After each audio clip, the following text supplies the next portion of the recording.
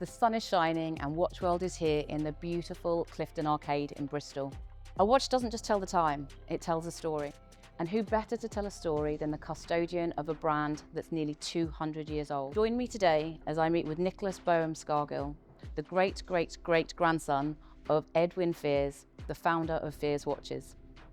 We're going to talk about his approach on watchmaking, on brands, on design, customer experience, and the future of independent watchmaking.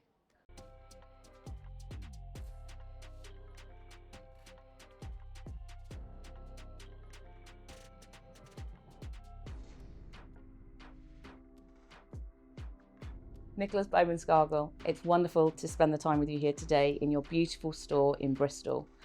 I've loved the story of Fears.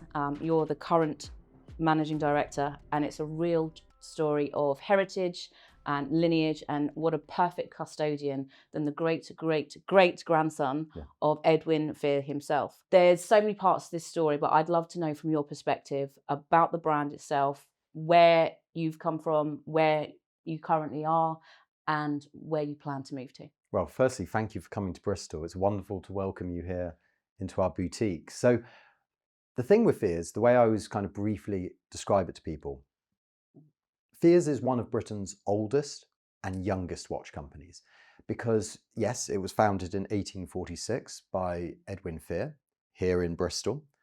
But in the 1970s, after the third managing director passed, the business closed. So we had 39 years of laying dormant. And then 9 years ago, I brought it back to life. And I'm very open about that. For 39 years, there was no Fears watch company. And so rather than doing what would normally happen in the industry, where you gloss over it, you pretend you've got 179 years of uninterrupted lineage, I go, no, this is part of our 179 years of heritage because there was a closing. But it also then means that when I restarted it, I've got this very clear idea of let's get Fears back to its former glory.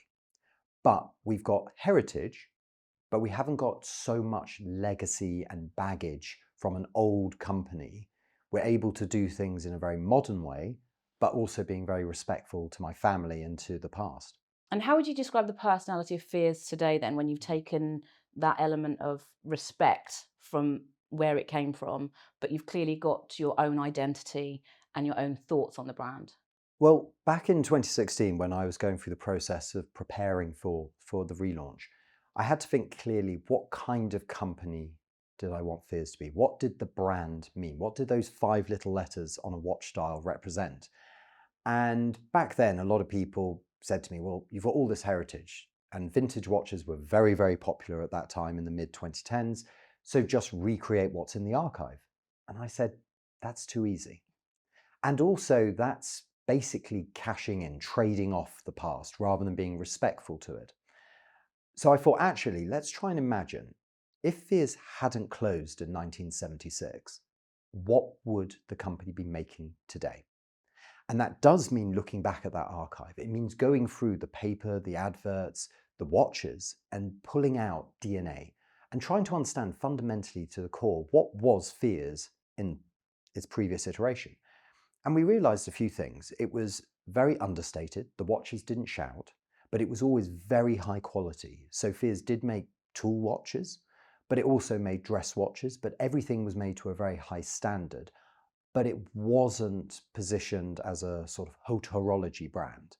You know, it was very much the watch that someone would save up after a few months of work and buy themselves a watch for life, and that would be a Fears. And so that immediately was, right, that's what Fears will be today. You know, at our price point, what we make today, all our watches have little bits of DNA from the past, but everything goes into our mantra, which is elegantly understated since 1846, which I think is probably a phrase that couldn't be more British if it tried. I think you deliver on it though. I met your team for the first time before we'd met in New York at a watch event, and from that point onwards, I've never met anybody in the industry as you and your team that are so elegantly presented and dressed. So your statement clearly runs through not just your watches, but how you present yourself, how your team work. It's wonderful. So congratulations on that. It's all Thank you. It's all included. So I suppose that does strike a balance then between the tradition and the moving forward with the brand. You're Mm. keeping that DNA, however, you're ensuring that as you move forward, what would the brand be doing today? It's not just resting on your laurels, I suppose. So the design philosophy and craft, when you look at models like the Brunswick or the Redcliffe date, what are the inspirations? And I'd love to know, how much influence do you have over the designs? We have our 3 core model families. We have the Redcliffe, the Brunswick, and the Arnos. And the main distinguishing feature is the overall case shape. So the Redcliffe, which is named after Redcliffe Street here in Bristol, where Edwin started the business, is our classic round watch. So the silhouette is the same round case with integrated lugs that we were making in the 50s, the 60s, the 70s. The Brunswick is a cushion case, and we were making our first cushion cases back in the 1920s, so 9 years before Panerai started. And we've kept that, and that's named after Brunswick Square in just north of the city centre, where Fears had their export division. And in fact, from that export warehouse, Fears were sending watches out to 95 countries around the world. And they were doing so much international shipping that back in the 1930s, they had a branch of the post office located within the Fears warehouse.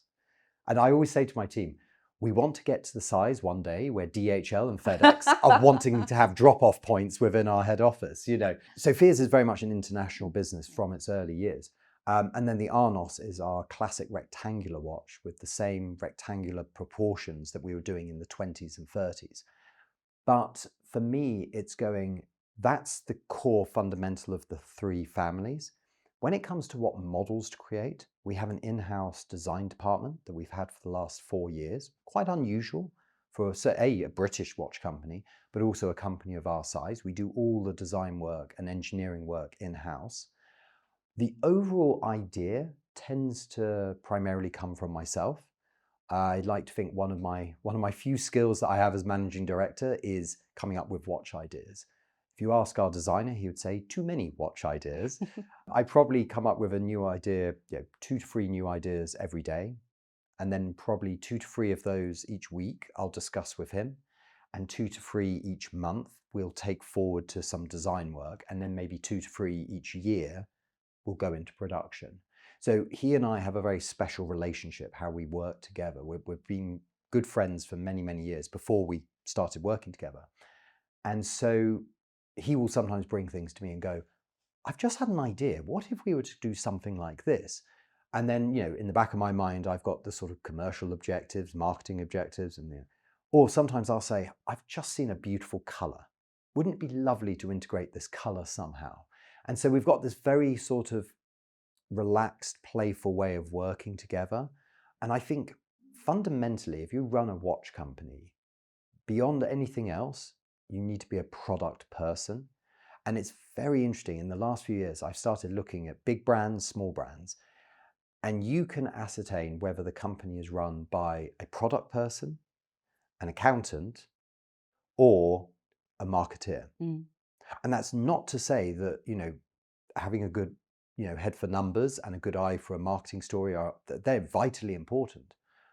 But we're making a physical object, we're crafting it, and someone's going to wear this on their wrist. And there's so many little things that we'll probably discuss where that comes from someone who believes in product. Product is absolute king.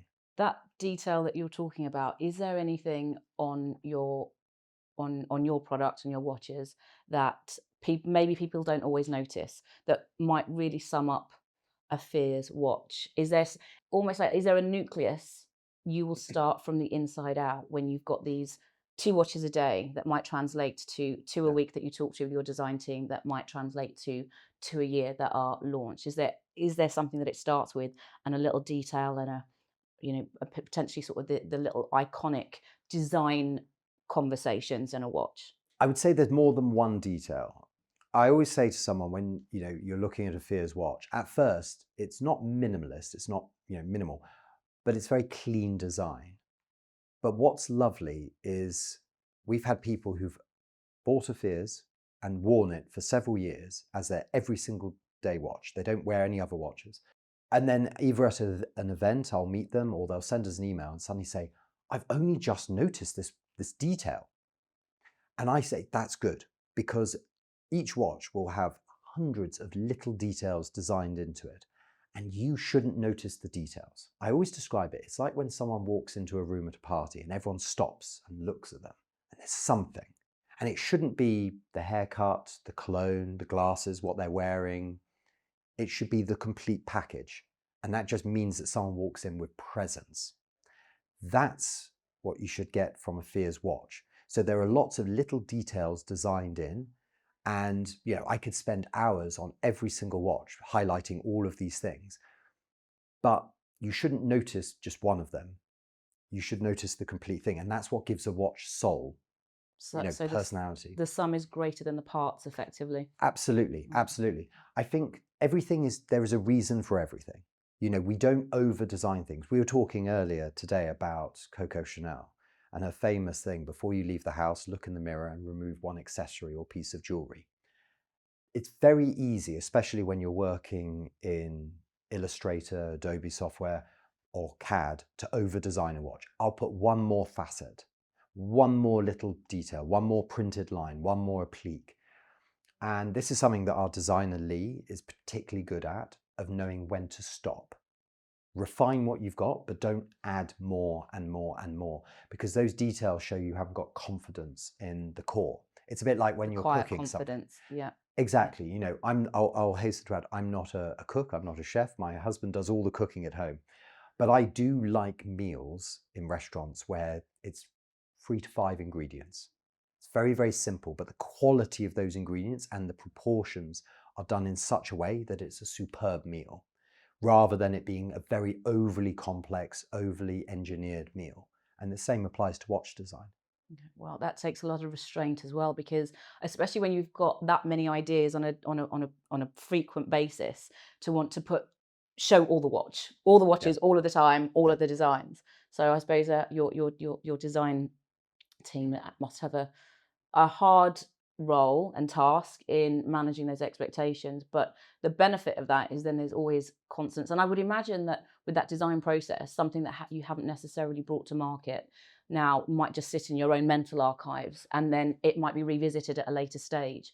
And it didn't work initially as a conversation, even as a conversation, but there was a reason for it. You were talking about timing and everything for a reason.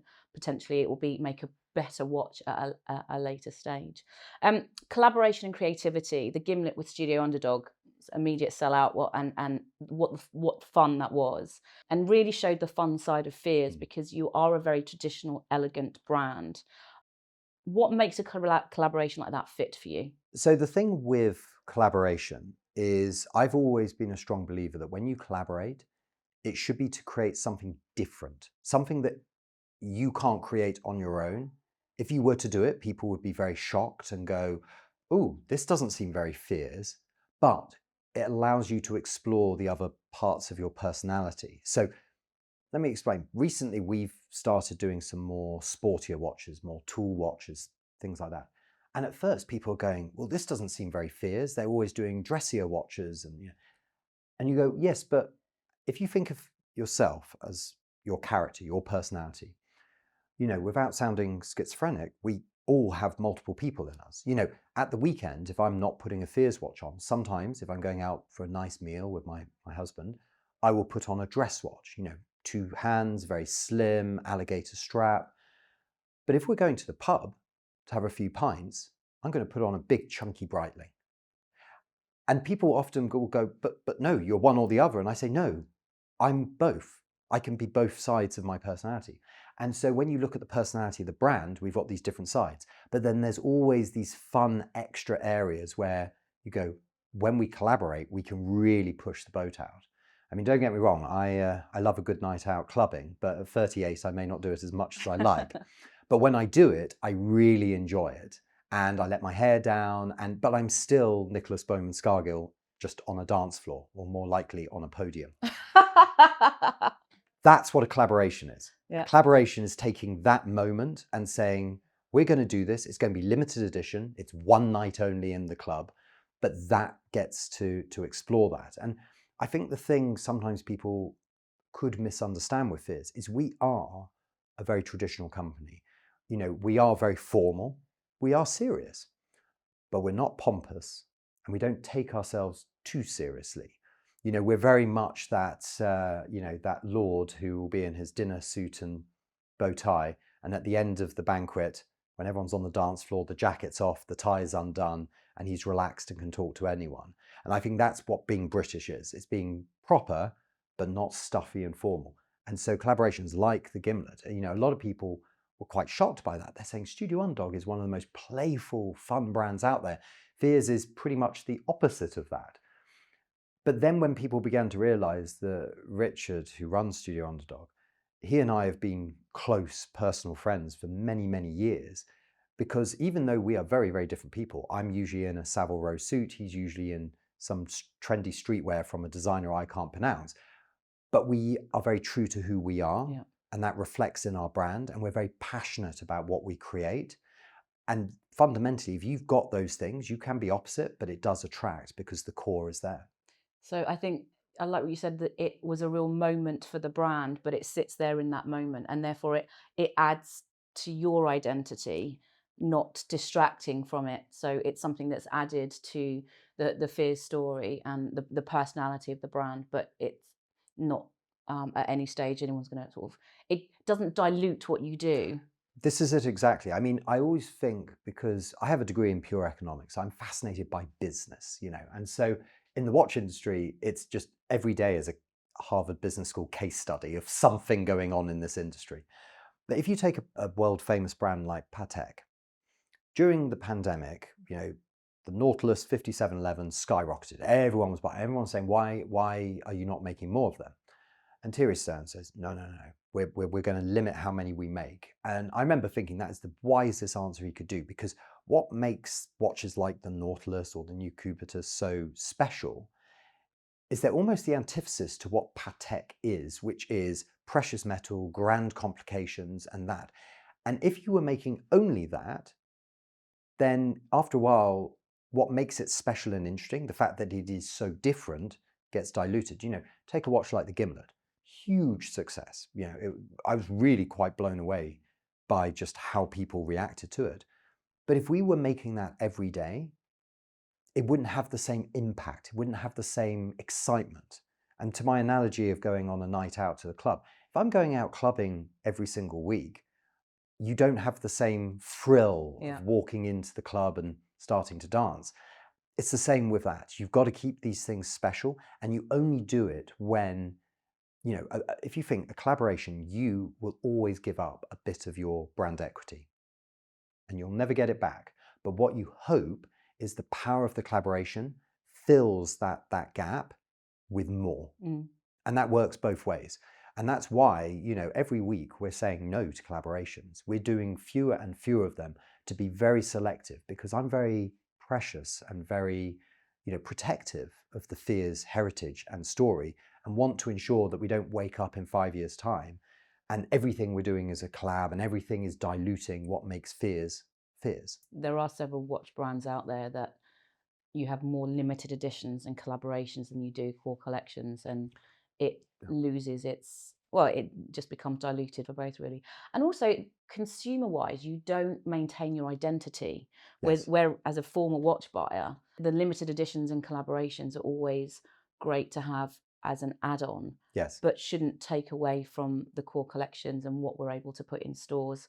You're a monobrand retailer and a brand, but I think it definitely takes away the message and loses the identity of what the brand is about. And I think some of these brands have lost their way, if I'm honest. Core collection is key. Yeah. Core collection is key. I've again, you know, I it's not that I study other watch brands, but I see what other brands are doing.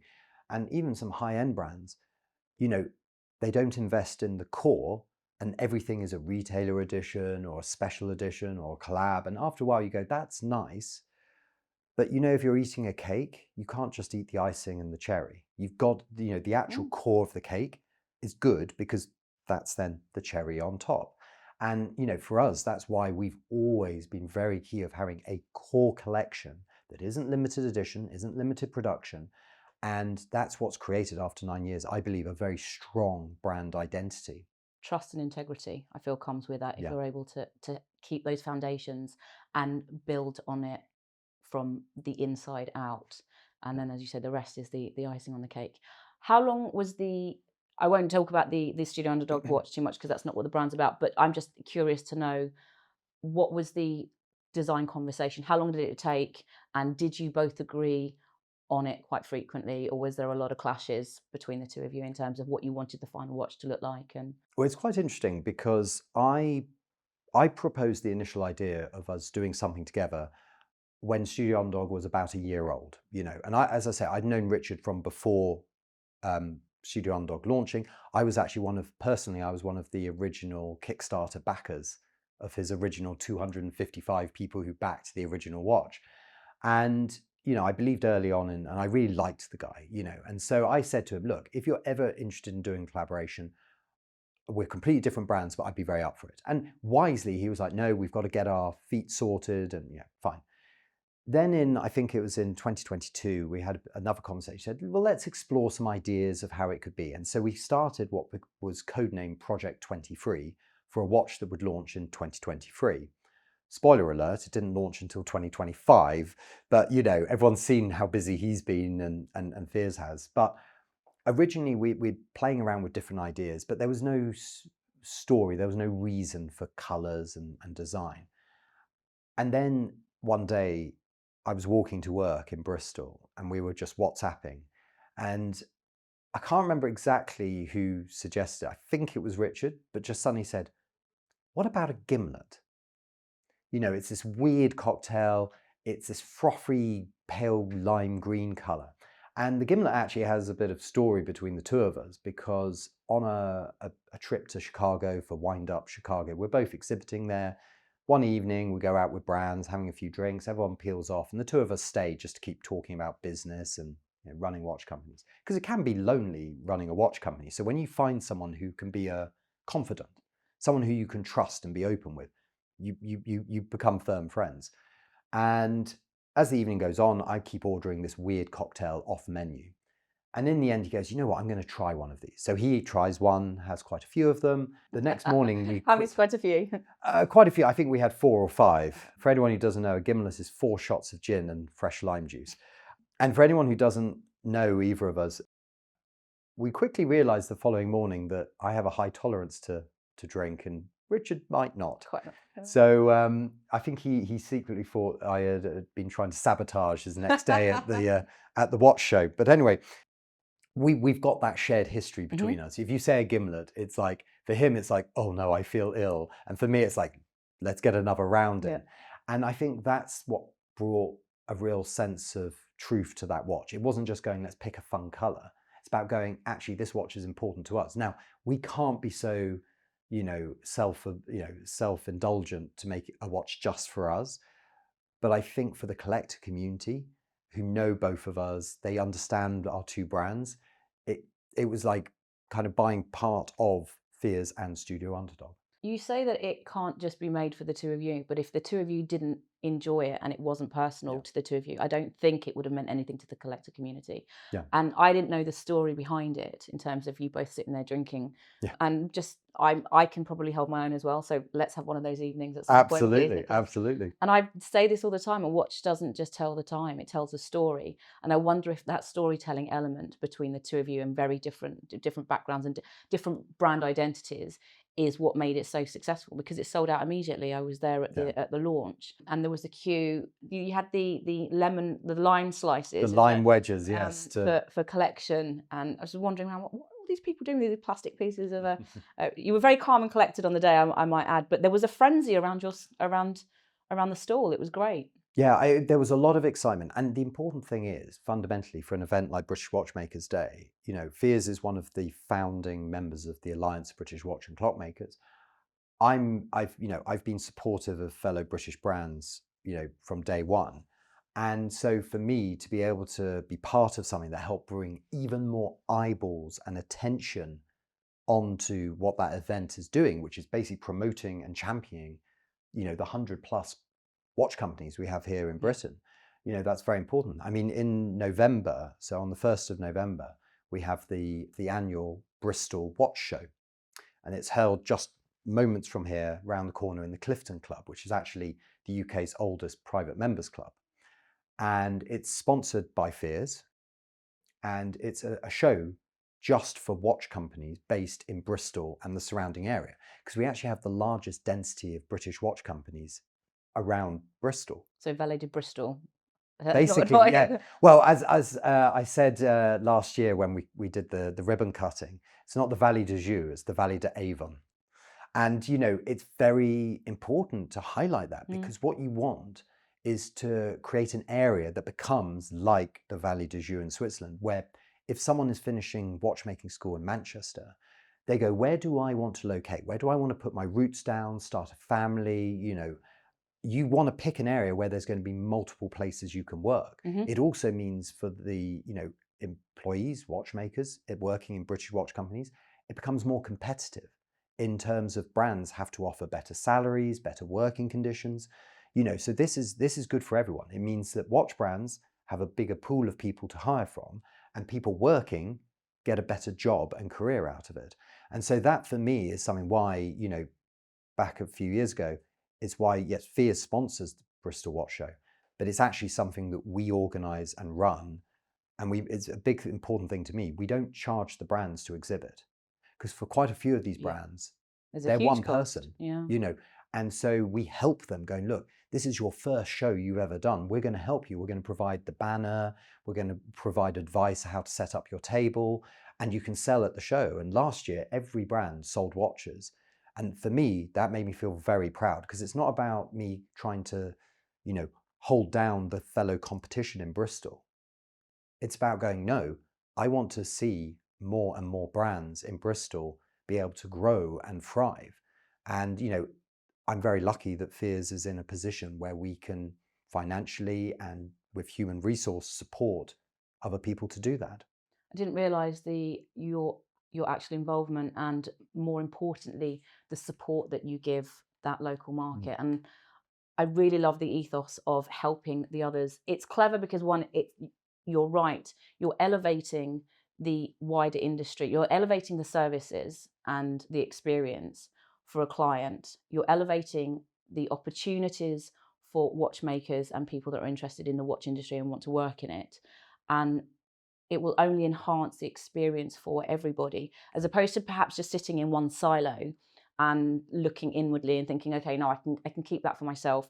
There'll be a better return on investment for me, whether it's purchases, whether it's awareness. But what you're doing is, by outwardly expressing that, it's raising and elevating the name of the brand and the experience for everybody. I think it's very clever, and it clearly isn't coming from the right place. It makes economical sense as well, but it's, I think, giving other people that opportunity to raise the awareness of their own brands is really special. So congratulations. I mean, I do think there is something to be said for, you know, I restarted Fears in 2016. So I like to think of myself, I'm a 21st century business person, not a 20th century. So the way I think in the 21st century people should view competition is good. I want more and stronger competition, because it basically kicks me, makes you better, to do better and work harder. And so, you know, people will often say, well, that's crazy. Why would you want that? And I go, actually, no, it's good, because the last thing you can ever do is get complacent or, you know, rest on your laurels. And so, yeah, you know, I'm wanting some of these brands who I'm exhibiting next to at Bristol Watch Show through, you know, indirectly through my help, to become my biggest competitors, who keep me up at night, making me worried that I'm not doing better. You know, that's how it should be in the 21st century. It's like if you play Monopoly and you're winning by yourself, then you're not playing the game. Exactly. There's no customer experience and service. People often say that Fears punches above its weight when it comes to service. How do you approach creating that experience for your customers? And may I add, I experienced that for the first time today. The second time, first time I think I referenced was when I met your team in the States, and I've never met a better dressed team than the Fears retail teams. Always immaculate. But that customer experience, I arrived here today in Bristol, got out of a taxi, didn't know where I was going. You didn't know my arrival time. No. And you're standing there immaculately dressed and polished with a Fears umbrella because you'd seen me pull up from somewhere around the corner Mm. customer experience. How so thank you. You're very welcome. Firstly, thank you. How do you maintain that on a day-to-day basis along with everything else that you're doing? So back in 2016, when I was restarting Fears, I realized there is one thing that we can beat all other watch brands on, and that's customer service. And you realize that, you could never be, we can't be the biggest, can't be the most well-known, maybe one day, but not today. But I realized that actually we can offer a level of experience that I remember one journalist in the first years referred to it as old school luxury. That feeling where nothing is too much effort. Everything is effortless and calm. And, it's why when you call the Fears phone number, of which I'm very proud because it's a Bristol phone number that I paid to get, it's 0117 427 1846. And I rather like that. How beautiful. It was actually my husband's idea. Yeah. He said, see if you can get a phone number that ends in 1846. But the idea is when you call that, it immediately is answered by a human who says, good morning, good afternoon, welcome to Fears Watch Company, how may I help you? Not press 1 for sales, press 2 for... That's not an experience. So it was very much going, that's something we can do better than all the big brands that are known for being luxury. But it also comes to one of our 5 core values as a company. And everyone who starts at Fears is given a piece of paper with the vision, which is to epitomize the British success of good capitalism. That's the 50-year vision. It also includes our mission statement, which everyone has on their laptop screen, which is just 4 words, which simply say, building luxury with integrity. So it's just a reminder, we're building, we're growing, but always do it with integrity. No lying, no cheating, no shortcuts. But one of our key values is about everyone who interacts with Fears is treated with the same utmost respect. That's why we know the name and birthday of our DHL driver. If he needs to use the bathroom when he's doing his collection, he knows at Fears he can stop, do that. In the summer, we'll give him an ice cream, because it's easier to treat everyone, whether they're a courier picking something up or they're a client ordering a £50,000 custom platinum watch. If you treat everyone with a blanket level of respect, then you don't have to worry or think about it. And that's something we always look for when we're interviewing or bringing members of the team in. Yes, we're a company, we have a hierarchy, but no one should treat anyone different within the company. No one should be, treating me different from treating an assistant. Fundamentally, if you've got respect for people, that translates into a good customer experience. Do you think that your customers can sense that from the immediacy? I mean, I certainly can, but has there ever been a time when you've gone, okay, we haven't necessarily got this right, or do you feel that the team have got it installed and it's constantly delivered to the standard that you would expect all of the time? Oh, there are times where it goes wrong. Oh yes, and I mean, ask anyone in the Fears team. At the moment where someone's sending me a DM on my personal Instagram because something's gone wrong with their experience with Fears, they know that basically everything will be like, drop everything. We are focusing on this. Because I take it very, very seriously. But it's interesting when things do go wrong, as I say, we are still human, so that mistakes get made. I think it's very interesting because nowadays everyone is geared up to have a fight as a customer. My watch has stopped working, the delivery didn't come through, there's a delay, and everyone is fired up because the expectation now is you're going to have to fight the bureaucracy of any company, whether it's big or small. And what I'm always delighted by is people very quickly will change their tone in the email or the phone call when they realize that we're taking this seriously, we're treating them with respect. And if we've done something wrong, we're not trying to blame it on another department or blame the customer. No, we will acknowledge when we've screwed up, apologize, and look to fix it. And I worked for several years at Rolex as an apprentice watchmaker. But because before that I'd worked in marketing and public relations, they knew that I could talk to people, but I had a technical background. So if we had a client come in who had a problem and they were quite upset about it, even though I've never worked in customer service before, they knew that I could talk to someone, empathize, but I could also give them an honest answer from a technical standpoint. And I think that's very important. When you do screw up, you've got to acknowledge it and then work to fix it. So I like to think that everyone leaves Fears feeling happy and that it's a good experience. And, increasingly we are selling watches to people. People are becoming Fears owners who aren't watch collectors and enthusiasts. They will buy a Fears watch and that will be their one purchase with us. But therefore, it's even more important that every time they look at that watch on their wrist, they're reminded of this perfect moment in time where everything was effortless and enjoyable. That's so important. Yeah, and it sounds like the recovery is even more important if there has been a glitch along the way. Absolutely. You take this very personally, don't you? Do you think there's a more pressure for you because there is a family heritage in your story versus you joining a brand that has had a period of dormancy and a hiatus, and then you coming to rejuvenate it? Do you think that there's a bigger pressure for you personally on that role? So the way I view being fourth managing director of Fears, and people often say, why fourth? Well, the previous three were members of my family. I view myself as the custodian. I'm doing my tenure. I may own the company. I restarted the company. But the fact is, I don't actually live in Bristol. I live up in North Yorkshire. So every week I'm commuting down. I'm spending a week away from my family in an apartment on my own to be here where the head office is, where the boutique is. People often say, well, why? You own the company. It could be based up in Yorkshire. And you say, well, no, because if you view the company as you, and it's all about you, and it's about making your life easy, when you've got heritage, you're not being true to the heritage.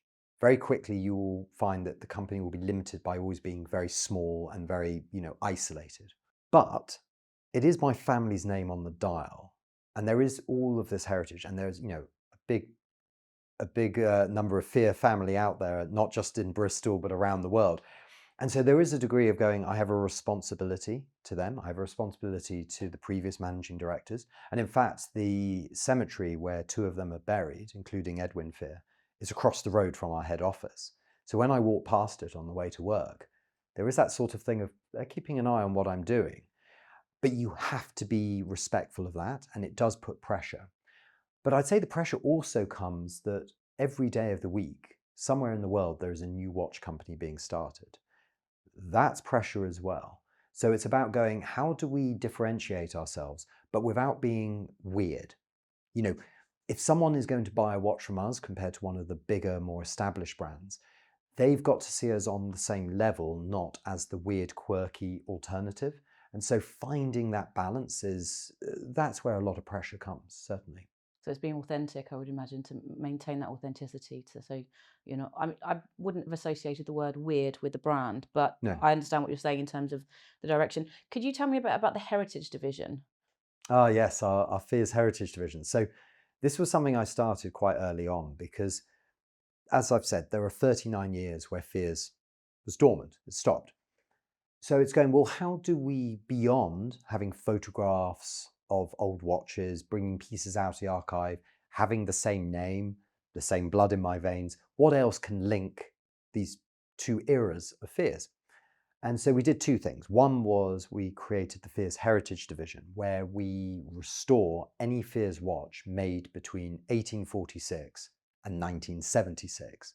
And in fact, we've restored a watch from 1868 that the movement is signed by my great-great-great-grandfather. And we got that watch running again. We had to make parts for it from scratch, but we got that watch running again. And it's wonderful because we hear the stories. Someone will say, oh, I inherited my grandfather's watch, but he tells me about when in the 1950s he went to Fears and purchased the watch from the showroom. And that's wonderful to hear these human stories. And that links to the other thing we did in 2019 was we created the Fears Owners Club. And it's free of charge to join for anyone who owns a Fears, whether the watch was made in 1846, 1946, or 2016, or last week. If you own a Fears watch made in the last 179 years, you can join the club. And the club will do meetups around the world. It has a separate website. And it's wonderful because you'll have some people there who have just discovered the brand and bought a new watch, and someone there who inherited their mother's watch, and everyone is there because they care about Fears. And I think that's very important. It's not just about saying, oh, well, you bought a watch, so here's discount codes. We don't do discounts and sales, but it's about bringing those people together. And it's about also saying, it's very easy in modern marketing when you run a watch company like ours to just say like, oh yes, we build watches that will last a lifetime. Words are cheap. Let's actually prove it. Let's restore wristwatches from the 1940s and get them running better than new. Let's restore a pocket watch from 1868 made by the first managing director and get that running. And if we can do that, then we hope, it shows to people that when we say that about a watch we launched last week, that actually it is true. That speaks directly to the point we were talking about a little bit earlier on the respect of your clients and how you work with your teams directly and your customers. It sounds very inclusive, so that really builds a community within the Fears brand, because people are then able to, whether it's they're a collector of the brand itself or they're one watch that they've ever bought, it gives them the opportunity to share their experiences with other people that have bought the watches and discuss those moments. And they really are moments when you've had your great grandfather's wristwatch rebuilt or fixed by the brand. There's a big, you've got a whole 360-degree approach with everything that you do. Well, I think, it's interesting about the word inclusive, because my view on luxury is quite old-fashioned. It's quite exclusive. I believe certain materials are rare. Certain things can't be had by everyone, and that's part of what makes them luxury. But I'm very much of that. If you've spent, as we've had in the past, we've had people who've spent years saving up to buy a new Fears watch, and they buy this watch. It's their pride and joy. But they're not buying another watch next week, next month, next year, next decade. But they've got to still feel they own a Fears. They've bought into something. And that's why, with the Fears Owners Club, the entry point is you own a Fears watch. You don't even have to have bought it. You could have inherited it. But, once you have it, you are now part of the club.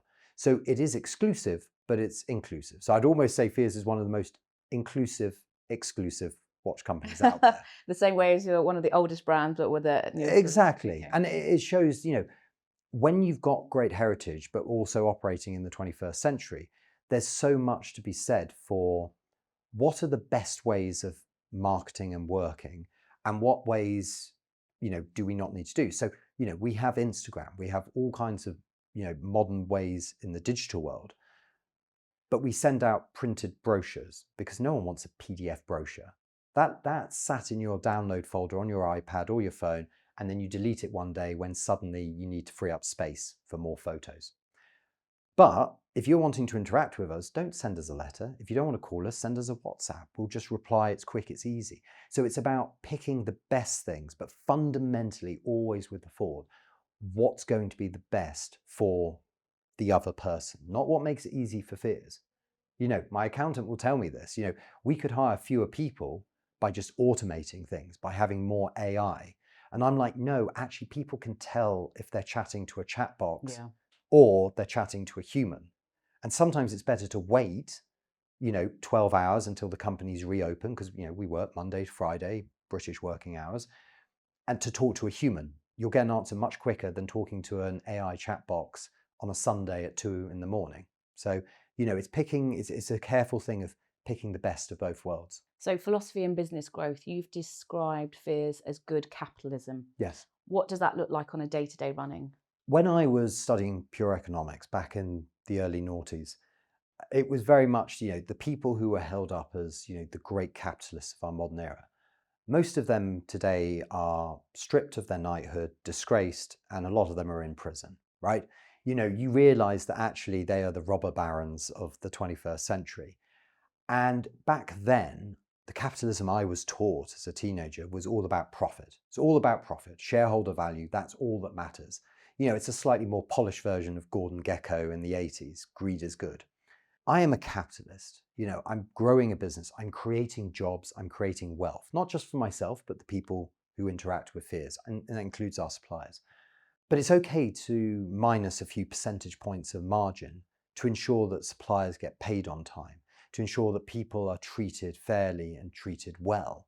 We've had people who have had to go on, sick leave for, short, medium term.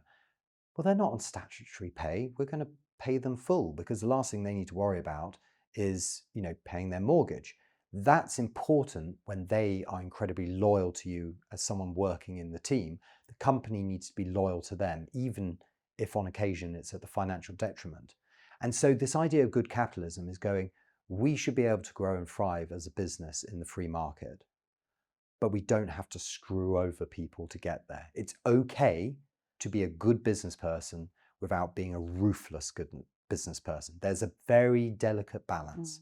Well, congratulations on that approach. And also talking about it, I don't think many people do, but I think it supports that foundation of the respect that we've already covered and the integrity, which is part of your mantra. So again, it's that you're obviously taking that to every element of the business that you're building and what you represent. I mean, I think there's one thing that I've certainly, since I was a child, I've always tried to live by, is if you have one aim in life, and it's to go to sleep at night, sleep 8 hours easily because you have a clean conscience, that I think is golden. That's basically the best thing you can aim for in life. If you can go to bed at night and think, I haven't screwed anyone over, I haven't upset people, and that doesn't mean you give in to people, it means being fair, but it means you do it in a respectful way.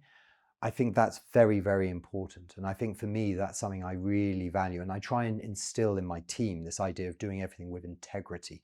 These very old-fashioned phrases that feel like they're from the Edwardian era are as vital and more vital than ever today, because these things are lost in society and in business culture. And it's going, actually, if you speak to any of our suppliers, we work with 20 suppliers around the world to build a Fears watch. And the two things they'll always say about Fears: we're one of the toughest clients because we're very demanding. We want this, we want that. We push them on R&D. But they also say we're one of the most enjoyable clients to work with. Not just because we send Bristol-made chocolates at Christmas, but because we're always polite. Even when things go wrong, we don't start screaming, shouting, swearing down the phone. We're always very polite in how we operate and respectful. But we also push them hard to deliver an excellent product. So, it's finding that rare balance. And a lot of people nowadays just think, oh, well, they've done something wrong, so I've got to go all in. It's like, no, it's another human being you're working with. Yeah, well, manners cost nothing. Exactly. And you referenced that integrity in the workplace. I don't think it just should stop there. I think a few of us could probably learn about adopting that slightly more in a more well-rounded space. We're sitting here in your boutique. This was the first boutique you've opened. What's next? It's quite interesting because when we opened the boutique a year and a half ago, for a brand like ours, no one's opening a boutique. Some may have boutiques, but they double up as head offices. They're like showrooms. And we've done that over the years. But I said, no, we want a standalone boutique with opening hours, not by appointment. It's a proper walk-in off the street. And a big thing I said was, it has to be run like a business. So within the first couple of months, it started generating a net profit. And by November of the first year, it was fully profitable. We had paid back all the refurbishment costs, because I've always tried to instill in our boutique managers a sense of ownership, that sense of entrepreneurship, that this is their business within Fear's Watch Company. Now, why do we have a boutique? Since day one, back in 2016, Fears has always operated this hybrid model. We've had a website, then we've had showrooms, but since day one, we've always had retailers. Right. And that's really key. So especially in the 2010s, it was very fashionable to cut out the middleman, direct to consumer. And I said, no, because actually, if you're wanting to buy something online, it's nice to be able to go and buy it in person, try it on, experience it. And we can't be doing just watch shows. My team do need a weekend off once in a while. And so we've always operated this hybrid model. And what we found is actually, as we continue to grow our Fears authorized stockist retailer network around the world, the boutique has been very useful in helping with that. Because if you're talking to a retailer, say in Maryland, USA, they know that we know what it's like to run a store, to have shifts, to have rotas, to have to deal with being open X number of days a week. And so they will take us very seriously because they know that we know what they're going through. So therefore, when we talk to them about how we'll do training, how we operate, we're very much on their side rather than operating out of some beautiful ivory tower, thinking we know what retail's about when we don't. Well, we do.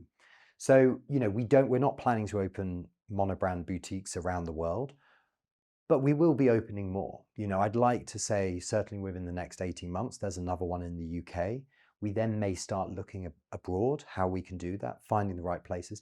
But it would always be not to interrupt or interfere with an existing Fear's authorized stockist. If we have a good, loyal retailer in a market, I am just as happy selling them watches for them to sell than I am selling it direct.